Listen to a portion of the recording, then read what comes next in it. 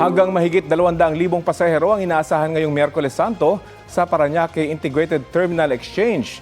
May ulat on the spot si Oscar Oida. Oscar! Yes, Rafi, sunod-sunod nga ang nangyaring inspeksyon dito ng iba't ibang ahensya ng gobyerno dito sa may Parañaque Integrated Terminal Exchange o PITX ngayong umaga. Unang nag-inspeksyon ang mga tauhan ng NCRPO sa pangunguna ni NCRPO Regional Director Police Major General Anthony Aberin. Partikular nilang tinutukan ang lagay ng seguridad sa lugar. Nagsagawa rin ng inspeksyon ang BFP na ilan naman sa mga tinutukan ay ang mga fire extinguisher sa mga bus. Nag-inspeksyon din sa PITX si OTS Administrator Undersecretary Gilbert Cruz upang tiyaking nasa ayos ang operasyon at seguridad ng naturang terminal. So far so good naman ang hatol ng mga opisyal sa sitwasyon dito sa PITX. As of 10 a.m. umabot na sa 64,000 mahigit ang pasahero dito sa PITX. Sa tansya ng pamunuan ng PITX, ngayong araw inaasahan ang pinakadagsa ng mga pasahero na pwede ro umabot ng mahigit sa 200,000 pasahero. Rafi? Oscar, hanggang hapon o gabi ba yung biyahe dyan para sa mga habol na uuwi sa kanilang mga probinsya? Yes, Rafi, tuloy-tuloy na ang biyahe dito, no? Inaasahan na yung iba may mga pasok pa ngayon at magsisipagdagsa dito after work.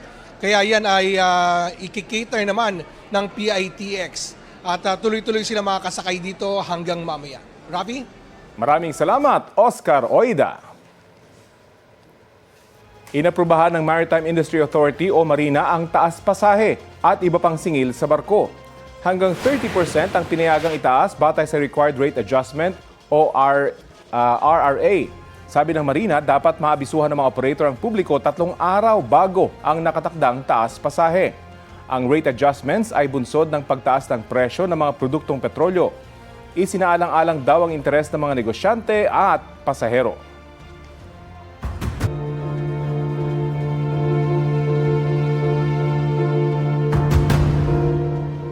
Tigil operasyon na ang Independent Commission for Infrastructure o ICI makalipas ang 6 na buwang pag-iimbestiga sa questionableng flood control project sa bansa. Sabi ni ICI Chairman Andres Reyes Jr., tiwala siyang may pagpapatuloy ng Office of the Ombudsman ang nasimulan ng komisyon. Para kina dating Commissioners Rogelio Singson at Rosana Fajardo, ginawa ng ICI ang lahat ng makakaya nito. Ibinigay na ng ICI ang lahat ng mga dokumento nito sa Department of Justice at sa Office of the Ombudsman. Iniimbenta na rin ng Bureau of Customs ang ilang mamahaling sasakyan na sinasabing pag-umay-ari ni dating Congressman Zaldico. Sabi ng DOJ, pinag-aaralan na nila ang mga dokumentong ibinigay sa kanila ng ICI. Kaugnay pa rin sa pagtugon ng pamahalaan sa mega oil price hikes at iba pang issue, kausapin natin si Palace Press Officer Yusek Claire Castro. Magandang umaga at welcome po ulit sa Balitang Hali. Yes, good morning Rafi. Good morning sa lahat na sumusubaybay sa inyong programa. Opo, ilang araw po matapos ipatupad yung National Energy Emergency, masasabi niyo bang kahit paano ay nabawasan na yung epekto ng oil crisis sa bansa?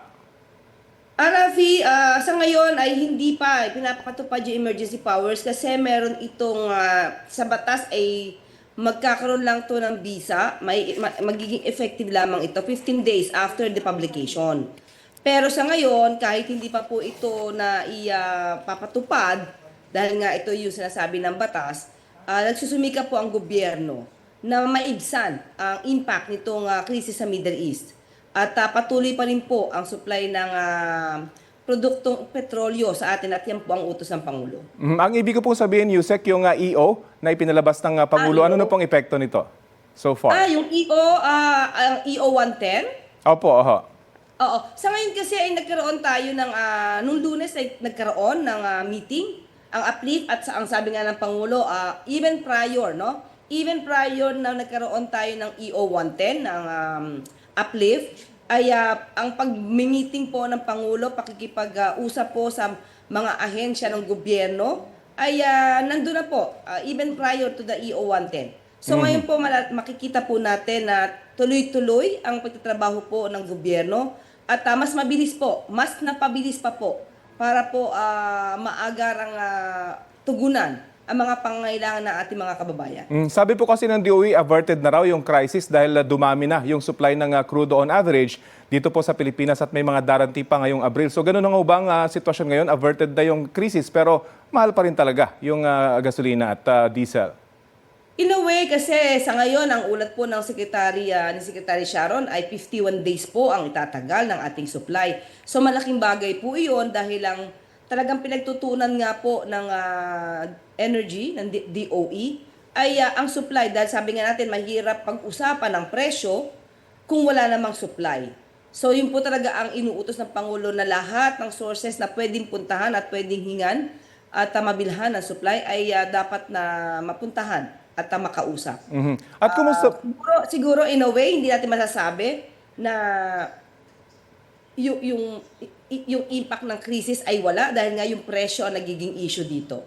So, pero kahit paano po, ang Pangulo at ang gobyernong ito ay binibigyan ng ayuda ang ating mga kababayan para nga po to mitigate or to lessen the impact of the crisis in Middle East. Opo. The crisis in Middle East. Opo. May update na po ba dun sa utos ng Pangulo sa DFA na kausapin ng Iran tungkol sa safe passage sa Strait of Hormuz ng mga barkong papunta po sa Pilipinas? Ang sabi po ni Secretary Tess Lazaro sa atin ay ngayon ang kanila maaaring pagmi-meeting with the Ambassador of Iran. Pero kung hindi daw ngayon magkakaroon sila na schedule ay definitely makikipag-meeting po si Secretary Tess Lazaro next week. Abangan po natin yan. Sa aming panayam po kay Senator Sherwin Gatchalian dito sa Balitang Hali, sinabi niya na kulang sa contingency plan yung gobyerno at hindi raw coordinated yung mga ahensya. Ano pong reaction niyo dyan? Hindi po natin masisisi kung ganyan po yung pananaw niya. Pero sa amin po, sa ating nakikita, dahil lagi po nakikipag-meeting at nakikipag-usap ang ating Pangulo sa lahat ng ahensya. Sabi nga po natin, even before the EO, 110, ginagawa na po ng Pangulo ang pakikipag-meeting para po maisaayos lahat at maging mga trabaho po lahat ang pangangailangan ng ating mga kababayan. Unang putok pa lang noong February 28 ay nagpatawag na po ng meeting, kinausap na po ang DMW, kinausap na po ang OWA. So, hindi po natin masasabi na totoo na walang yung bintang o akusasyon na walang contingency plan. Sa akin po ba, mananatili pa rin yung pagbawi dun sa taas pasahe? Hindi na po ba talaga may patutupad dito? Kasi sabi ng ilang transport group, pang 2 araw na diesel lang daw yung 5,000 pisong ayuda eh.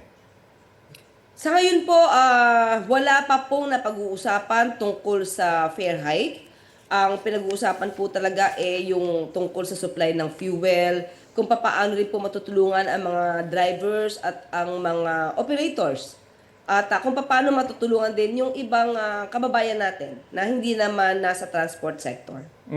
Isa po sa mga pwedeng long-term solution dito sa dependency natin sa oil sa Middle East ay yung joint exploration sa China. Pero nagbabala po si retired Supreme Court Associate Justice Antonio Carpio na sa mungkahing joint oil and gas exploration. Patibong daw ito, baka raw maging trap po ito. Ano pong reaksyon nyo dyan? Sa ngayon, wala po tayong update, walang follow-up action about that. Ito yung nabanggit lamang ng Pangulo nung siya ay na-interview kung open ba ang Pilipinas sa joint exploration. Hindi ito pangit na suggestion. Pero siyempre po, ang Pangulo at ang administrasyon ay lagi naman pong mag-iingat para maproteksyonan ang lahat ng interes ng mga kababayan natin at ang interes ng bansa. Mapunta naman po tayo sa ICI. Ano pong susunod na plano ng Pangulo ngayong nag-shutdown na yung ICI? Satisfied po ba ang Pangulo sa kanilang naging trabaho? Yun naman po ay ayon din po kay Justice Reyes na sila po ay tapos na sa kanilang mandato at na isumiti na po nila lahat ang records nila at ang mga reports nila sa DOJ at sa Ombudsman.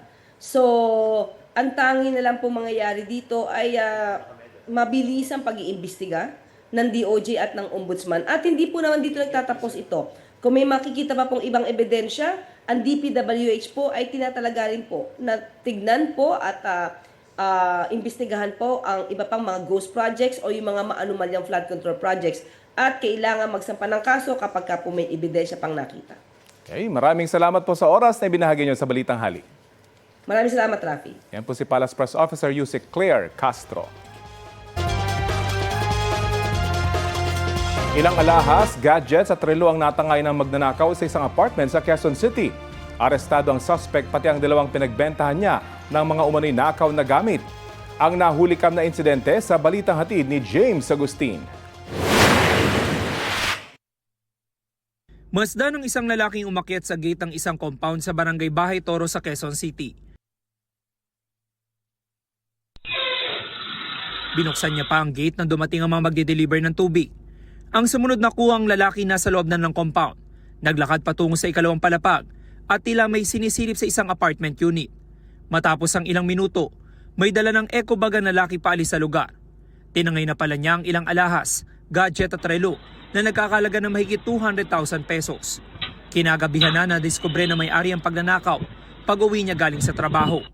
Nalaman niya na bukas na yung pinto at nawawala na yung mga kanyang mga nasabing gamit. Base sa aming investigasyon, wala kami nakitang forced entry.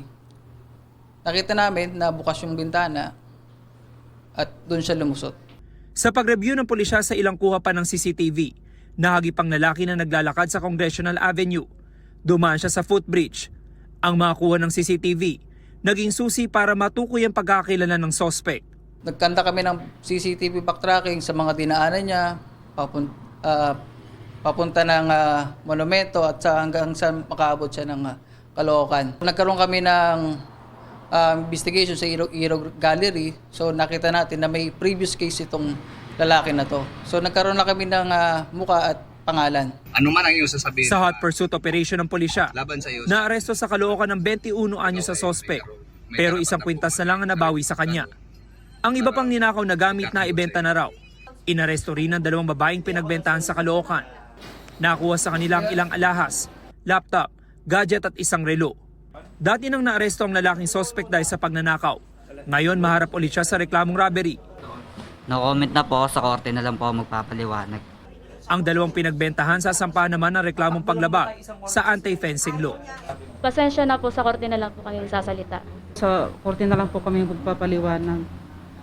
James Agustin, nagbabalita para sa GMA News. Ito ang GMA Regional TV News. Patay ang isang lalaki matapos gilitan ng kanyang kainuman sa barangay Katangawan, General Santos City.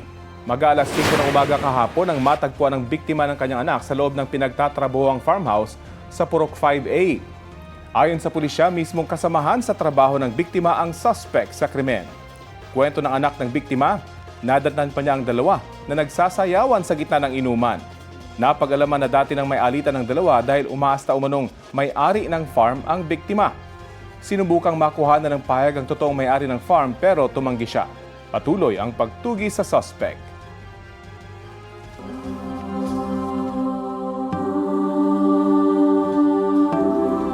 Silipin naman natin ang sitwasyon sa ilang terminal sa Cubao, Quezon City ngayong bisperas ng Holy Week break. Live mula sa Quezon City, may ulat on the spot si Marisol Abduraman. Marisol? Rafi, gaya nga ng inaasahan, dagsang mga kababayan natin na pauwi sa kanilang mga probinsya. Dito yan sa ating kinaroroonan sa isang bus station sa Cubao, Quezon City. Pero alam mo, Rafi, hindi ganito raw karami ang inaasahan na ilang bus driver na nakausap natin kanina. Simula Biyernes pa raw kasi ay punuan na mga biyahe papuntang Pangasinan at Nueva Ecija ayon sa ilang bus driver na nakausap ng GMA News kanina. Kaya akala raw nila, Rafi, ay kakaunti na ang biyahe ngayong araw. Ayon sa mga pasahero, ngayon daw talaga sila nakatakdang umuwi dahil karamihan sa kanila ay merong pa raw mga pasok sa trabaho. Dahil maraming tao gusto matiyak ng PNP na ligtas ang mga biyahe. Kaya nag-ikot kanina dito si NCRPO Regional Director Anthony Aberin kasama si Quezon City Police District Director Glenn Silvio sa ilang bus station. Personal nilang tinignan ang sitwasyon dito, lalo na ang deployment ng mga pulis sa bus stations. Bukod sa mga taga-highway patrol group na nasa kalsada, meron din mga pulis mismo dito sa loob ng terminal. May mga placard pangarapi kasabay ng kanilang public announcement system na nagpapaalala sa publiko na mag-ingat. Mag-ingat sa biyahe, ingatan ang mga gamit para iwas sa posibleng mananamantala. Ikinatuwa ito ng ilang bus driver, gayon din ang mga pasahero. Mas ligtas daw kasi ang kanilang pakiramdam kapag merong police presence. Malaking bagay daw kung agad na may malalapitan kung sakali nga na kinakailangan. Sa impormasyon natin, Rafi, inaasahan na magpupunta rin dito mamaya si PNP Chief Melesio Nartates Jr. at mag-iikot din sa mga bus station dito sa Cubao. Samantala, bukod sa pag-iingat na pinapaalala ng mga pulis, pinapaalalahanan din sila na huwag nang magdala o magbitbit na anumang bagay na pinagbabawal. Rafi. Maraming salamat, Marisol Abduraman.